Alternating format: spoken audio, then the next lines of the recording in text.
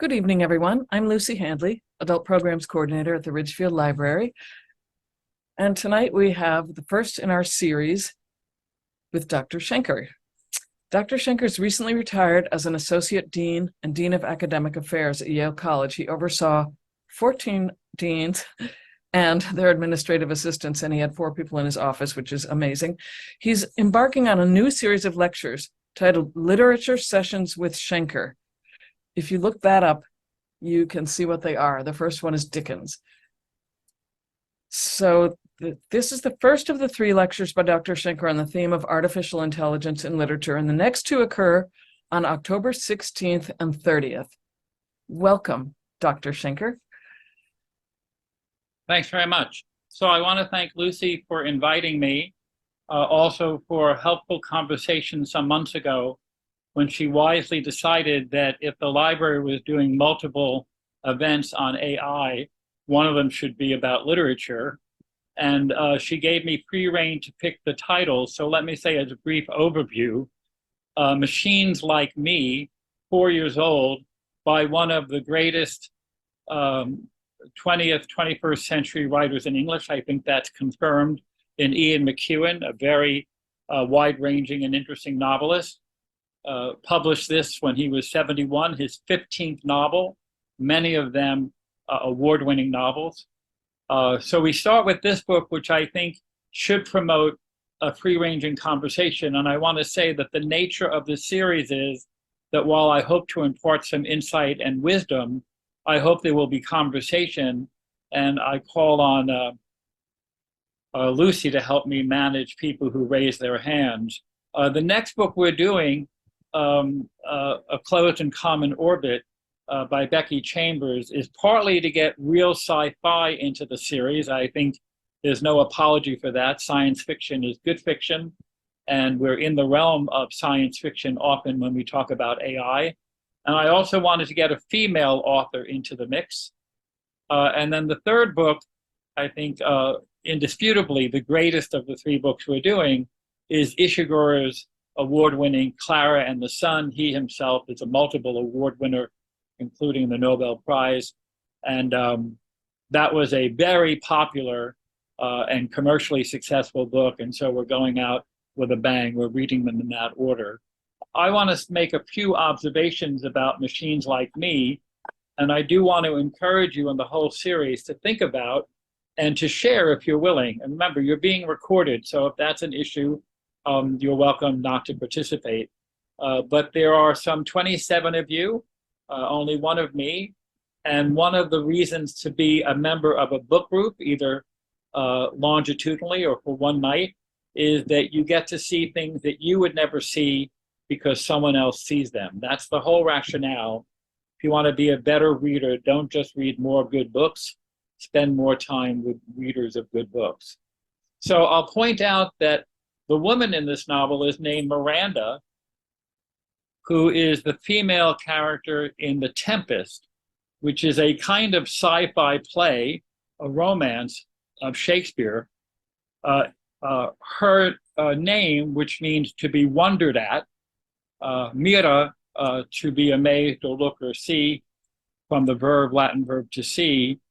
She's the character who says, "Oh, brave new world that has such people in it," when she, who's been cloistered on the island by her father, a magician named Prospero, that is a magician not to entertain at children's parties, but a man of magic, she's been sheltered. And so when she sees human beings, she's amazed by the creatures. And of course, for a novel that sees a new kind of human being come on board, it's an excellent name for her. She is a love object of Charlie, who has a name that you won't find in any Shakespeare play. That is, he's a regular guy. He's a Charlie. I think that's part of the intention. You may have noticed that the novel's loaded with people with M names, Mark and Mariam and Miranda and Maxwell. They could have named Charlie Matthew or some other name. I think he picked Charlie as a kind of regular Joe. And he's regular through and through. He is the flawed character in the book, much more flawed than the artificial man. And he is the narrator of the book. And so it's interesting to see that somebody who is flawed is also the narrator of the book. Everything that's said in the book, quoted from memory, narrated, is in Charlie's voice. It's important to remember that. I do think we're encouraged to think of Brave New World, the novel by Aldous Huxley, published in the 30s, where the idea was that technological achievements in England have turned it into a dystopia rather than a utopia. Later on, in a more extreme state, we have 1984, a totalitarian state. What is interesting about this book, and I hope you found it so if you got a chance to read it, is it doesn't talk about the many changes in society in terms of how things get delivered, how people transport themselves. It's not a utopian or dystopian novel in detail. It's focusing on these androids, on the relationship between this couple who really meet cute over the android. Charlie has the not so brilliant idea of getting closer to Miranda by inviting her to help him populate the characteristics of Adam, making a kind of joint enterprise, having a kind of baby with her. And of course, she has her own secrets about her past. But in the background, there is the counterfactual Falklands War, which England won in real life and which it loses here. And that loss and the removal of Margaret Thatcher from the scene and the assassination of the successive prime minister and the failure of the stock market suggest that there is a kind of dystopia going on in this counterfactual view of England. The science fiction part of it is not so far removed from reality. One of the reasons why this series is being done, I'm sure, by the Ridgefield Library in the latter half of 1923 is that artificial intelligence is here, and not just in chatbots, but in voice recognition and imitating individual people's voice, using the internet and other kinds of non-person-to-person contacts to really dupe people in many instances to thinking that they're talking to a human being. It's 2 or 3 years ago that cold callers designed their recorded voices to hem and haw like real people, that the device would be trained to say, and then even make mistakes. It's been many years now that we've had, some of us, I don't have one, but machines in our home that are helpers, Alexa, Siri, and other kinds of help, maybe your GPS in your car. It's worth considering that almost all of those voices are women's voices, even though customers have the option of using male voices if they prefer, but I believe the default in most systems is a female. And I heard on NPR when I purposely listened to a Colin Macri show about this issue, which I would have been happy to hear even if I wasn't preparing for this session tonight, that those voices started in fighter jets in the Second World War, leading up to the Second World War, when the higher up thought that there would need to be a spoken warning if the pilot was going off course or running low on fuel or flying too low. And originally those voices were male, and the fighter pilots, which as you'd expect are all male, objected because they felt that they were being scolded by a male military superior. And there was a pilot who asked if they could be women. And they liked being told by women because they could think of them as secretaries, as helpers, and they didn't feel like they were being scolded. It was as if they were an executive being reminded by a secretary, your 2:30 is here, Mr. Smith. And that was the beginning of those voices, what are sometimes called service voices, being female. And now, with artificial intelligence so rampant, and still the vast majority of creators, administrators, executives owners, money makers are male, the vast majority, I think it's something like 80 something to less than 20%. The default again is to make those voices female, even though they can be male. It's worth thinking about what it means that that the Eves ran out in this story, that the Eves were brought up faster than the Adams. And remember, they are sexual partners. She explains when Charlie is jealous of her sexual interaction with Adam that he's little more than a vibrator. And Ian McEwan, who has never shied away from explicit sex scenes or from strange things, has Adam say that he masturbated in front of Miranda and he didn't feel good about it later. So a couple of other things I want to point out that you may have noticed, but in a broader sense. There is an epigraph from Rudyard Kipling of a brief poem, a brief excerpt from a poem called The Secrets of the Machines, which was published in 1911, so the 20th century, when automation and the telephone, the railroad had reached a kind of primacy, partly because of its use in the Civil War in America. It was soon to be important in the First World War. And in that poem, you're welcome to read the whole thing, it's written in the voice of the machine saying, we can do a lot of things for you, but be careful. Be careful about how you use us. And the idea of the machine as the savior of humanity and as the doom of humanity was in the air as early as the 18th century. And this poem comes out in the beginning of the 20th. There's another thing about Rudyard Kipling. He is sometimes considered a poet of empire, a poet of the English white man's burden, and a jingoist who feels that English society should be exported elsewhere. In that context, it's significant that the British Empire fails in the novel to recapture the Falkland Islands. And the blow in 1982 in the novel, in the counterfactual novel, to the empire is significant because the world's going to hell. Another thing is that the novel is very much about personhood. If I had to say one word that defines the core of the novel, it's personhood. What does it mean? What is a person?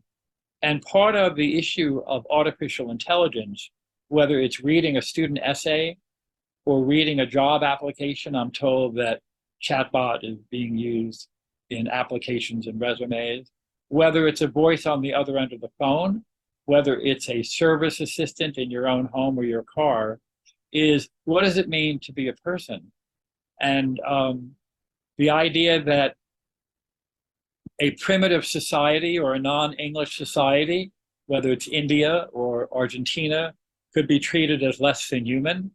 I think it's very significant that the crime that's been committed in the past is the rape of a woman, which is an attack on personhood. I think it wouldn't be embezzlement.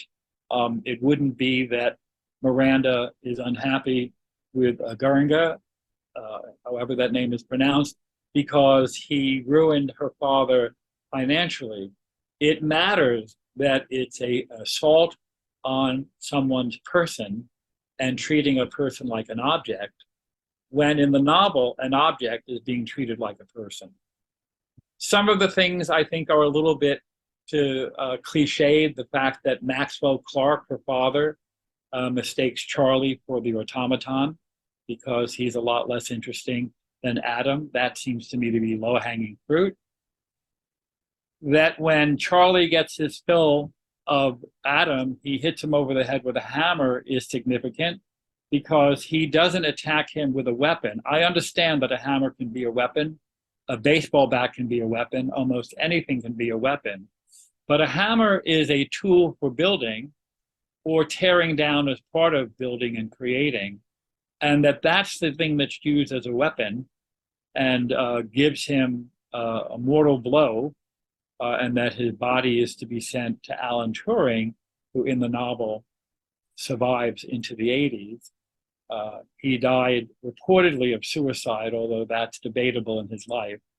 And that Goring gets the nearly last word in not only scolding Charlie for his murder of this person of consciousness, but explaining in his own life that his own personhood was denigrated and erased when the British government took away his clearance and required him either to go to prison or take chemicals to change his orientation by lowering his testosterone.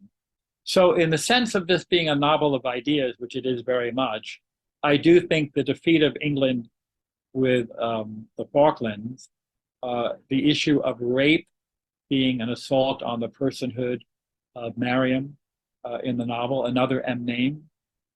I don't know what that means, Mark, Mariam, Miranda, Maxwell, beats me, but be sure that if I taught this at Yale, there'd be somebody writing a paper on it.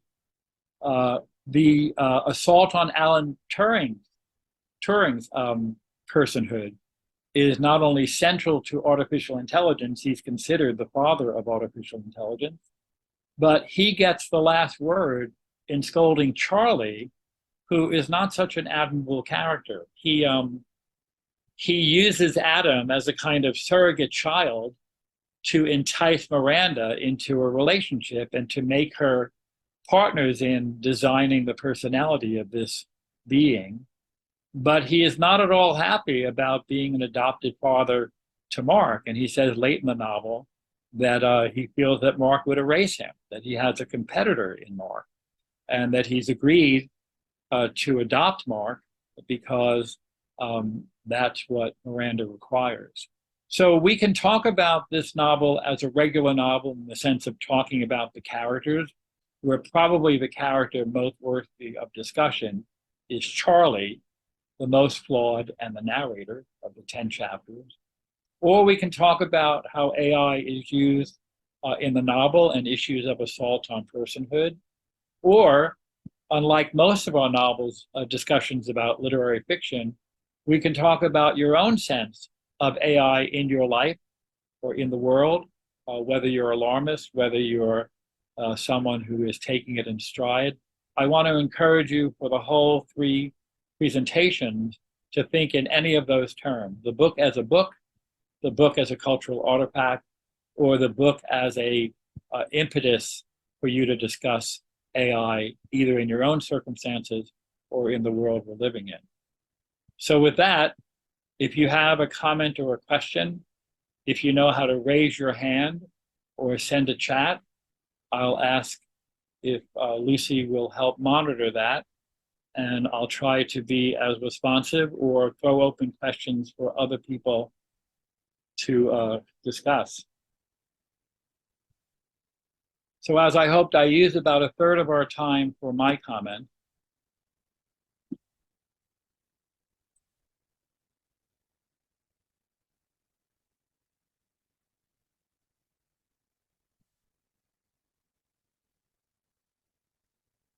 So Lucy has put in the chat how to send a chat message.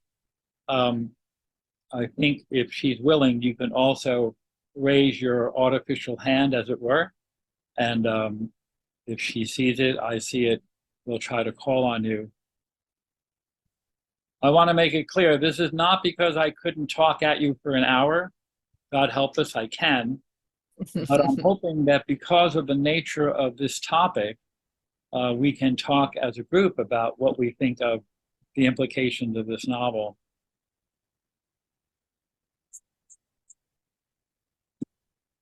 So far, no comments. I see that. If you didn't read it, of course, you're at a disadvantage. So I do think we're supposed to understand that in a world, the world of this novel, where Adam is more or less perfect, not perfect, but he is kind, he gives the money to charities, he is actually in love with Miranda, not something that Charlie expected he could do. He is interesting enough that Maxwell, who has avoided any kind of technology, he writes his novels by hand, is impressed with his humanity. He's sharp enough to learn how to do the stock market, and he becomes the person who makes money for Charlie, who has never been very successful, and in fact has wandered into tax fraud and embezzlement, and is also guilty of criminal activity. And unlike Miranda, who did what she did in maybe a well-intentioned but poorly formed idea to help her friend, Charlie did it for financial enhancement. There's also the issue that if you had someone who could work for you as an automaton, if you had your own personal robot, would you set that person up to make you money? And could you avoid that temptation? Part of the imperial history of England is that it turned the country it colonized, those people, into subordinates. It thought of the brown-skinned Indians, the darker-skinned Africans. It thought of the nations it conquered as inferior people or sometimes non-people. Let me make this clear. England was not the only country to do this. The United States doesn't get off the hook. But this novel is set in England by an English author, and so I'm concentrating on England.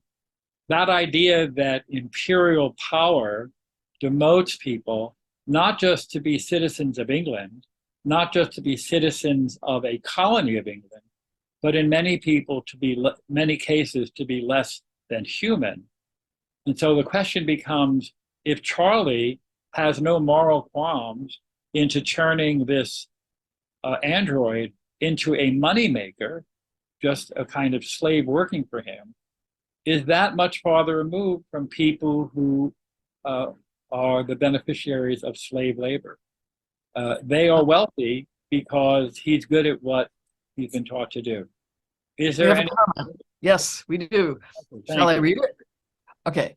Sure. I was struck a similarity to one of the I, Robot stories by Isaac Asimov, in which a human-like robot was destroyed, and there was a trial over roboticide and whether it was criminal to destroy such a human-like machine. Yeah. P.S. The I, Robot story also involved a love triangle. Right. This is Asimov back in the 50s, one of the most prolific and brilliant writers, not just in sci-fi and other kinds of literature, but a real polyglot. And I, Robot, which is a series of stories, predicated the idea that when robots become capable of human-like actions, the prime directive is that they cannot hurt humanity, that they are programmed not to hurt humanity. Of course, the rub is that once a robot gets sophisticated enough, it can reprogram itself. And if you're a fan of action movies, the whole Arnold Schwarzenegger movies about the Terminator imagines a time in the future when the robots, we'll call them, got smart enough to educate themselves to perfection. And the catch-22 that we're in, quite literally in, is that we want things to be better and smarter, and we don't always think of what the implications are. And smart machines can make themselves smarter. And it's not impossible to imagine a world, maybe it's here, when machines are self-perfecting. And you know, the old question about scientific ethics is, just because you can do it, clone a sheep, should you do it? And you know, in general, the thrust of a lot of scientific advancement is do the best you can. Why do we want the best, the fastest? Why do we need a machine that can do something much, much faster than the machine that we already have? Why do people buy iPhone 15s when the 11th or the 9th works perfectly fine? Yeah, I am a great lover of Asimov's fiction. He's generally considered one of the three great science fiction writers, with Robert Heinlein and the fellow who wrote 2001, Arthur C. Clarke. Those are sort of the great three, all men, back in the 40s and 50s. But yes, I'm reminded of I, Robot as well. There's another comment I see. Do you see that? Lucy, do you see that there's? So I'm going to read this. This is Sorry. from Oh, okay, I Elizabeth. can read it if you like. I was left with a bit of hope at the end, as Charlie, Miranda, and Mark seem to be destined to build a life together. I question the actual role that Turing and his invention are meant to play. Is Adam a helper, a challenge, or the apple in the Garden of Eden? Charlie and Miranda sort of stumble about to figure this out, I think. Yeah. So Elizabeth, welcome. I know Elizabeth from other venues, other Zooms. I myself am not so hopeful. And remember, ladies and gentlemen, I don't have the teacher's guide to this. My opinion is just the opinion of a reader. But the fact that he kisses Adam and is not sure why he does, and then immediately runs away, literally runs down the hall to avoid being scolded again by Turing, makes him seem like a little boy. And the fact that he sees Mark as someone who will erase him because he feels he has nothing left to give a child. Well, you can think you have nothing left to give a child and not feel that you're going to be erased. I think he sets Mark up as another rival or competitor or foe now that Adam's gone, not very promising.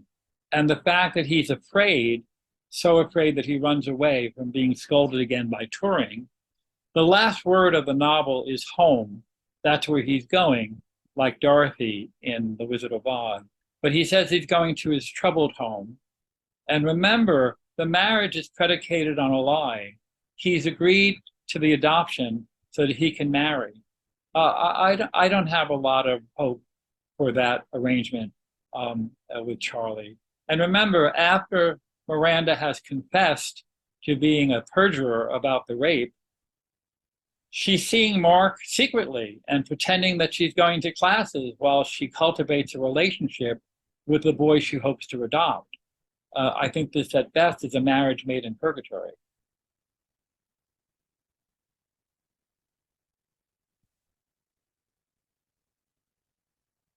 I do agree, Elizabeth, that there's a kind of Apple chaos introduced by Adam.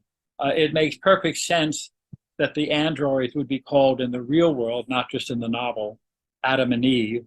I think it's worth remembering that the women run out first, and I think that has to be because they're being used as sex objects. That is, they run out, they're depleted first from the market. And we know that as amazing as the internet and technology is, vast billions of dollars are done with online pornography. That one of the money-making uses of the internet is for sexual activity of one kind or another.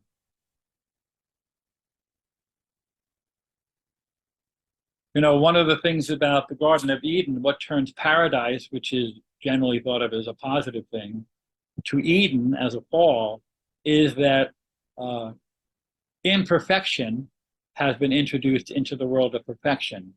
The snake, demon, serpent that comes along to tempt the weaker of the two, remember Genesis was written by men, or man for sure, is that Eve is weak and she desires the apple.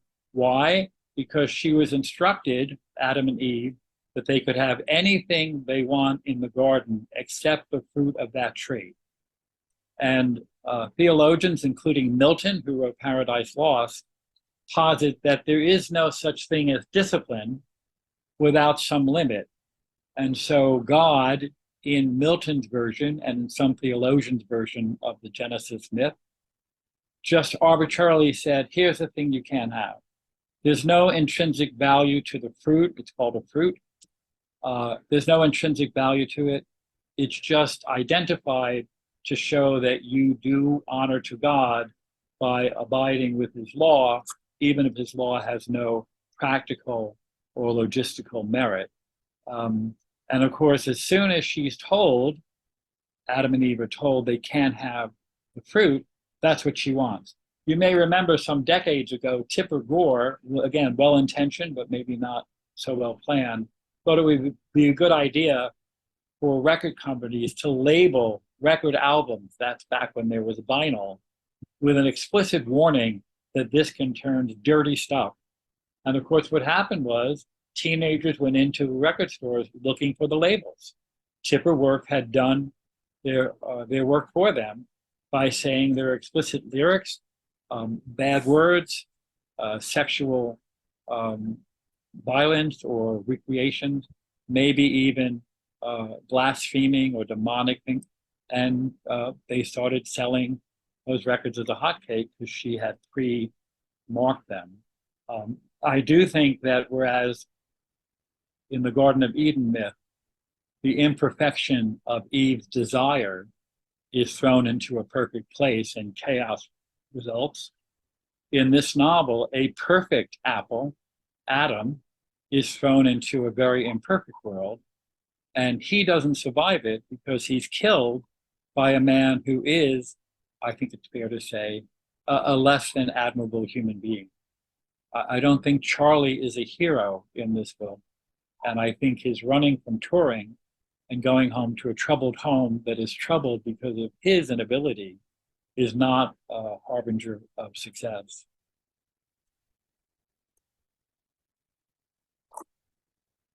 So the title says machines like me, but in fact, Adam is really not a machine like Charlie at all. You wouldn't see Charlie taking the money that he earned if he was able to earn it and giving it to charity.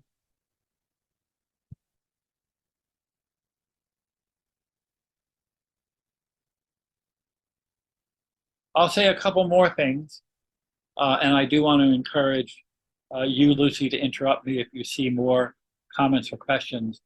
At the Yale Health Center, when you put your ticket in the automated machine that tells you you owe this much money and then lifts the arm, the recorded voice says, and it's a female, thank you and have a good trip, or thank you and drive safely.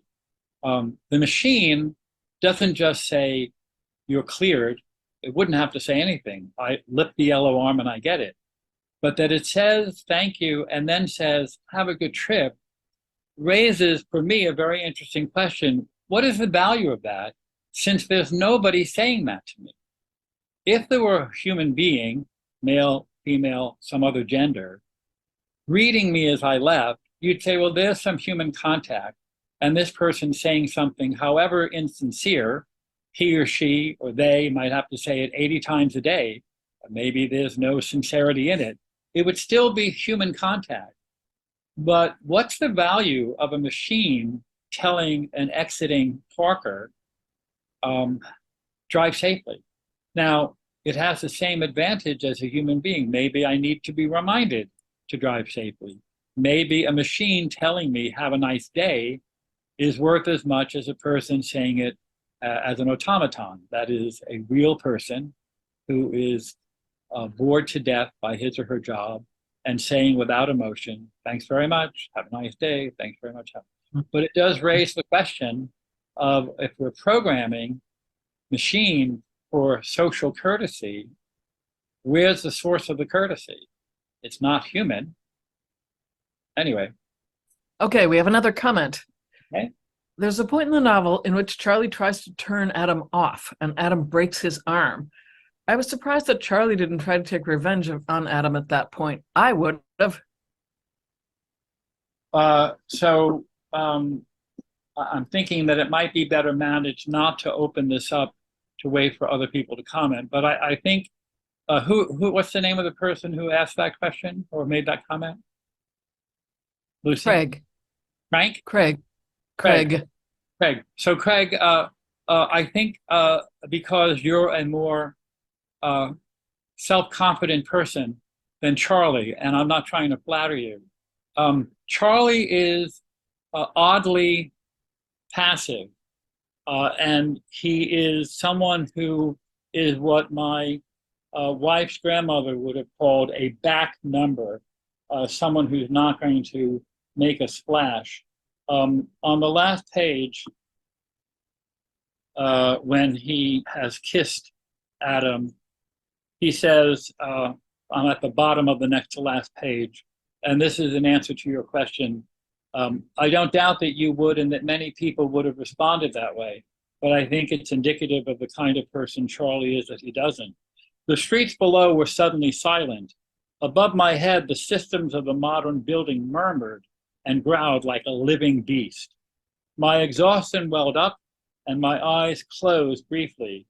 In a moment of synesthesia, that is, the blending of senses, jumbled phrases, scattered impulses of love and regret became cascading curtains of colored light that collapsed and folded, then vanished. That's a very artistic description of his state of mind. I wasn't too embarrassed to speak out loud to the dead to give shape and definition to my guilt. I want to read that again. I wasn't too embarrassed to speak out loud to the dead to give shape and definition to my guilt. He wasn't too tired to say something to Adam and maybe others, but I said nothing. But I said nothing. I think that's damning, and I think Ian McEwan means it to be that. The matter was too contorted.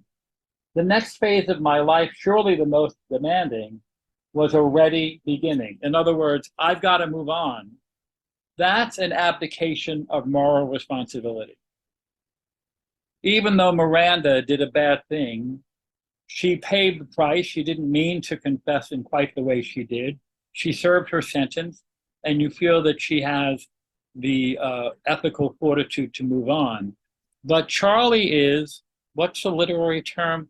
Charlie is a punk. And I think we're supposed to see in that last paragraph, when he has this extraordinary sense of different colors and emotions in his mind, and saying explicitly, he tells us, I wasn't too exhausted to talk to the dead. And yet I've got to move on. I said nothing, because he's a person who says nothing. I do think we're supposed to see him as a very incomplete person. He doesn't try to reason with Adam. He hits him with a hammer, goes at the problem with a hammer. Some social psychologists said decades ago that a better definition of the human race as a species than Homo sapiens, human beings, the wise, would be Homo nagans, human beings, the naysayers, because we're the only species of animal that has the capacity to say no. And that if more people in pre-war Germany or lots of other scenarios had said no, if people who could say no would say no, and rather than say nothing, the world might be a quite different place. And I think Ian McEwan intends, and if he doesn't intend it, I still think it's there, that the novel ends with a very, very dark indictment of Charlie, which is why, Craig, I don't think he has the bearings, the sort of moral bearing in the sense of a compass bearing, to see that he should have done something about that. Even his courting, if you want to put it, of Miranda is duplicitous. He's using Adam, this shiny new toy, as a way to invite her in and also to play on what he assumes is her maternal instincts. He wants her to be a co-parent in the construction of this creature. There's a lot of non-plain dealing on Charlie's part. And so the title, Machines Like Me, if we're to assume that that's in Charlie's voice, the way the rest of the novel is, the machine that he buys is nothing like him. The machine's a better person than he is. And that sounds corny when you summarize it that way, but I think the novel, to its credit, is very nuanced. There are heavy-handedness, but I think it's pretty nuanced.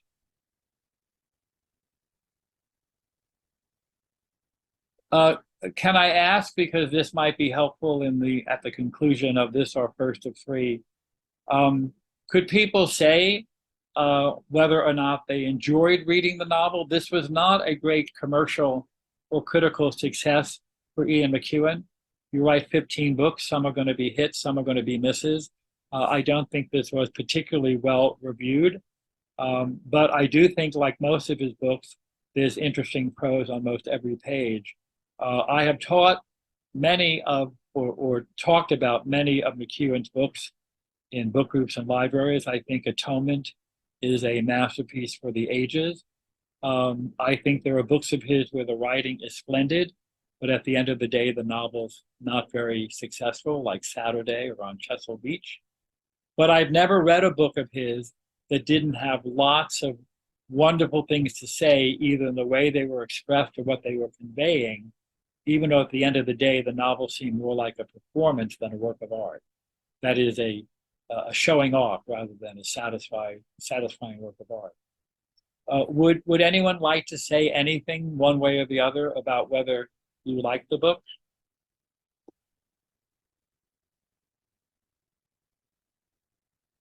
Yes, someone wrote that the book was a return to a previous style of writing for him. Yes, early on, his first foray into writing dealt with a lot of dark subjects about incest and death and the macabre. And in fact, he was nicknamed for a while by reviewers Ian Macabre rather than McEwen.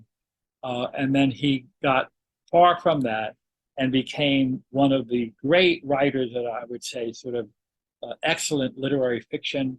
Atonement is written in a style that's reminiscent of the turn of the century modern British novel. But yes, I do think he's returning in this confrontation with a radical change in the way the world might be going into a more primitive consideration of human beings. And he's never shied away from sexuality, from sexual violence, from deception. I think he thinks this is part of the way the human world works. Is there anyone who is of a mind to say something about how artificial intelligence has entered your life for good or ill? I want to make it clear, if progress wasn't largely good, there wouldn't be so much of it.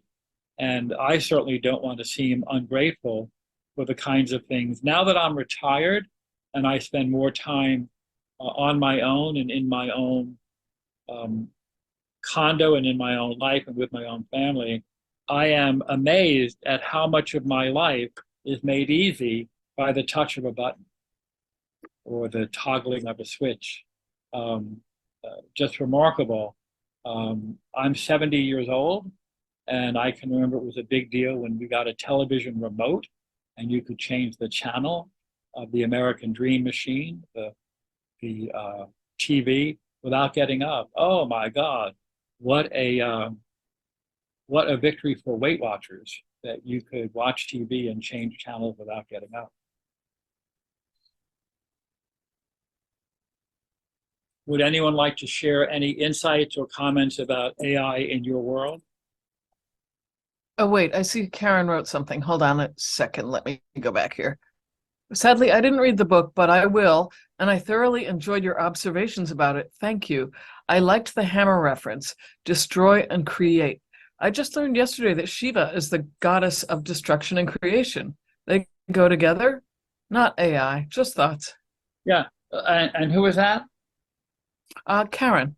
Karen. So Karen. Oh no, that was Cindy. I'm sorry. Cindy, you may know either because of the recent Oppenheimer movie, or you may know just from history, that when Oppenheimer said, "I am Shiva, I become the destroyer," he knew the whole text because he could read it in the original, and he knew that that episode from the Bhagavad Gita is about telling stories about Shiva recognizing that there must be destruction for new life to be made.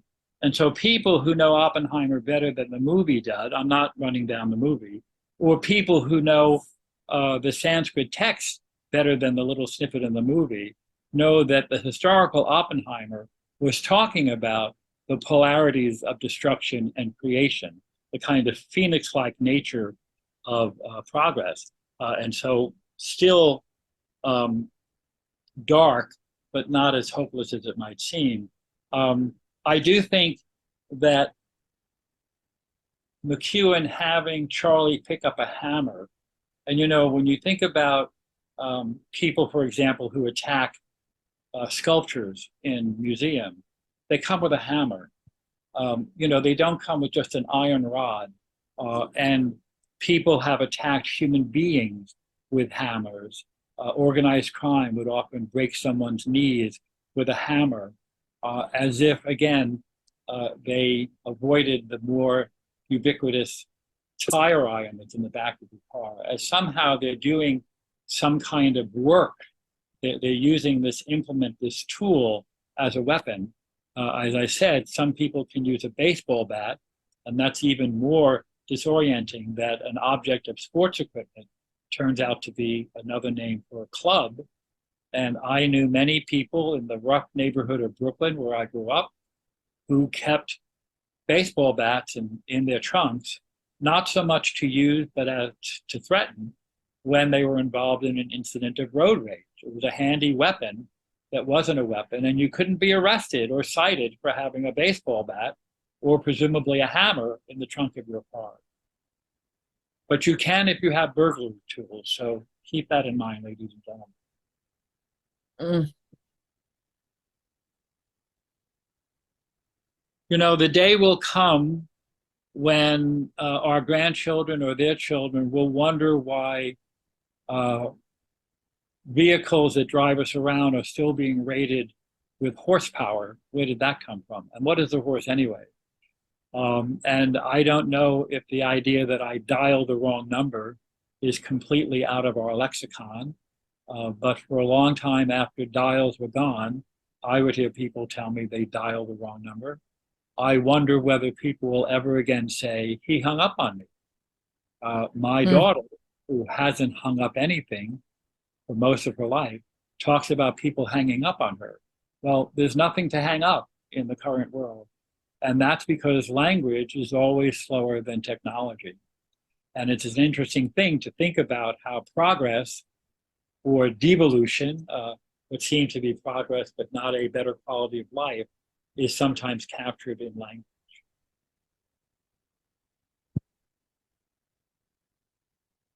So I would say that Miranda is quite intentionally picked as someone who is a positive character and also is marveling at the world that she has stepped into thanks to Charlie's invitation. I think Charlie's name, and I apologize to anyone in the group who's named Charlie or is fond of someone named Charlie, is picked like Joe the plumber to be a kind of regular person.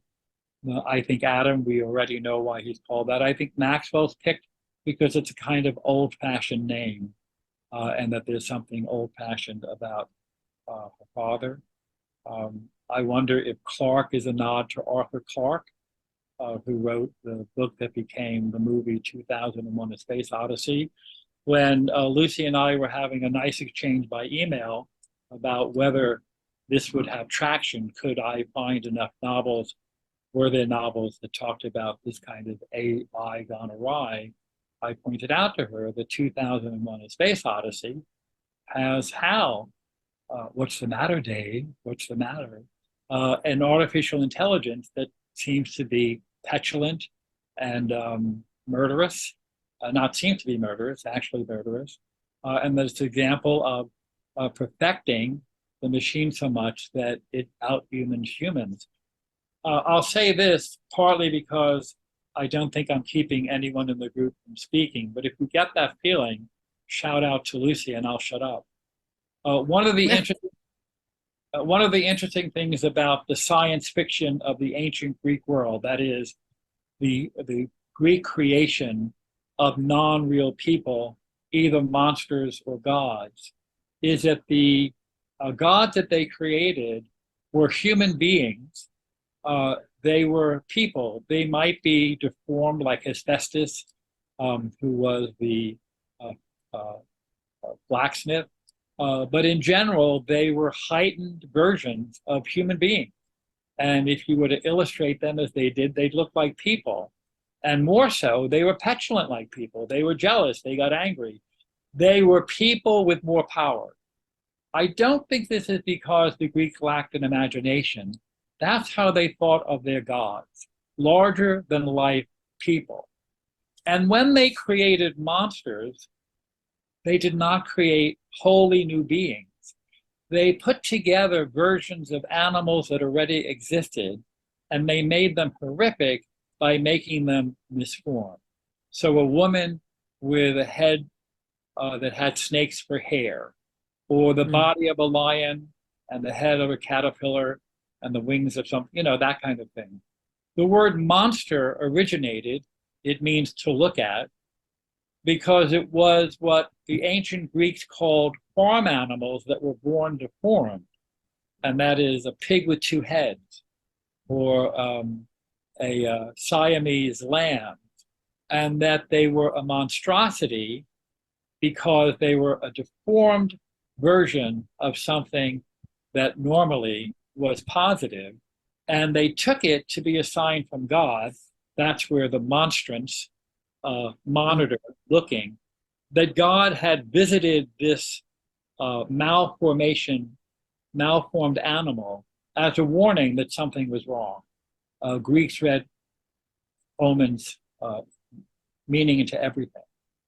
And from Greek myth, if you've read the tragedies, some of the epic poems, that the Greeks were capable of thinking of horrible punishments that human beings to do to one another. Very common in more than one story of somebody killing and cooking their enemy's children and then feeding the meat of the children to the enemy. If you don't believe me, look it up.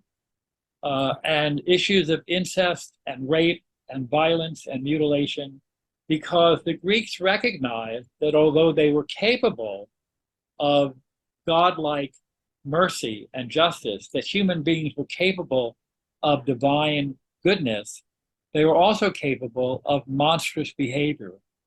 And if you study much in Greek myth, Greek literature, and I hope you do, it's wonderful, you will see that the entire enterprise of the Greek writers, not in any formal or collective way, was to show how human beings reside uneasily below the world of the petulant gods who look like us, and above the world of the violent and monstrous monsters who we are capable of acting like. And the idea is that we inhabit this middle ground. I'll say also, since we're going to be talking about the nature of humanity, that the poet and painter Paul Klee, K-L-E-E, Swiss, had a parable in which he said creation was formed in the valley and two mountains, and God placed on one of the mountaintops the gods, because the gods knew everything and they knew everything, and so they were at peace.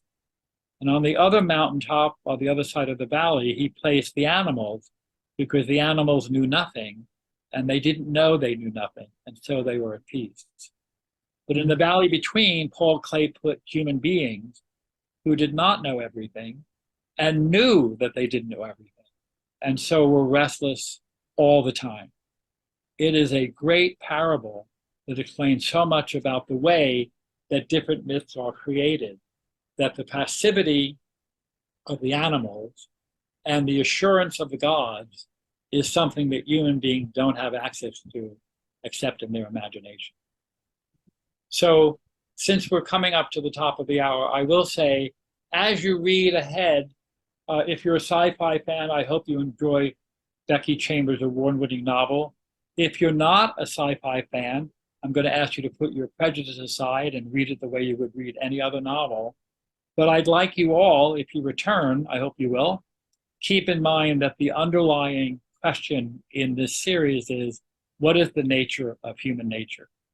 What is personhood? Why does it matter that a friend would want to see someone convicted of the rape of her friend with a similar name, so much so that she would perjure herself?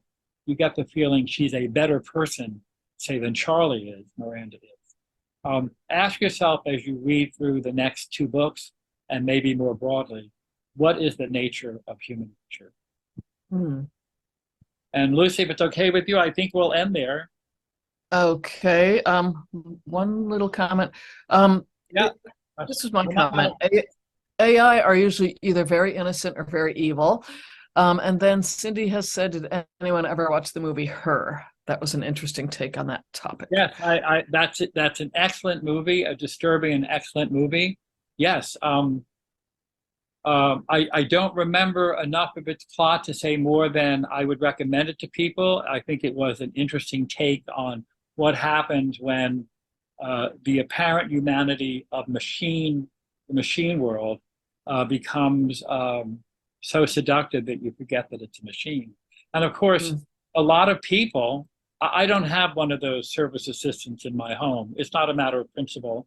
I just have spent my money other ways, books mainly. I do think some people now think of that as a kind of member of the household. And why wouldn't you? Incredibly helpful, sounds like a person, most often a female, knows more than most people do, and is in your home and easily accessed. So I do think it's hard sometimes to think about that borderline between human and inhuman. When some years ago, the Benedict Cumberbatch movie about Alan Turing, The Imitation Game, came out, I don't think anywhere in the movie did they explain what the imitation game is.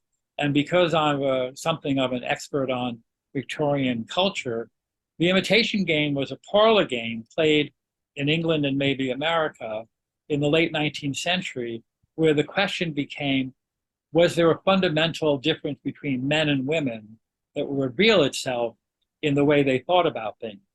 And the 1890s was a period of what was called the New Woman, capital N, capital W, and not always a positive appellation. And the idea was there something so fundamentally different between men and women in their essence and not just in their roles in society? You could tell the difference. And the game was that at a party, some number of people went behind a curtain, men and women, and one of those persons came forward behind the curtain so the rest of the attendees could not see them. And the game was that they were required to answer honestly questions about their opinions. So they couldn't be asked a question like, what's the nature of your genitalia? But they could ask, what would you do in the case of somebody breaking your wrist, for example? And they were given the questions in writing, and they were asked to respond to them in writing. But the handwriting was not shown to the party. It was read by whoever was running the show. And the idea was, could you tell from a series of questions, and there was a limit, maybe 10 questions and answers, oh, the person who's answering this is a woman. I sense a woman's intelligence or heart or whatever, nature in this. And the idea was it possible then to imitate what you thought the other gender would say and deceive people by imitating what a woman's answer would be, what a man's answer would be. I'm not saying you're going to run out and buy the box version of that. Don't look for that on TV as a game in the new season. But in the modern world, in the 20th and 21st century, that game became, could you program a computer that could answer questions so perfectly that someone just reading the answer wouldn't know if it was a human being or machine? And they apparently have done that. They apparently have perfected it so that there's no, with people who have tested it have found that people are unable to discern the difference, that they've been able to master the indeterminability of human response by machine. So again, I hope you come back, and I hope, yes? Thank you, Dr. Schenker. Thank you, Lucy. You can call me Mark. Anybody can. Mark. All right. We will see you next time. Thanks, everyone, for Thank you coming. all for your attendance and your attention. Thank you.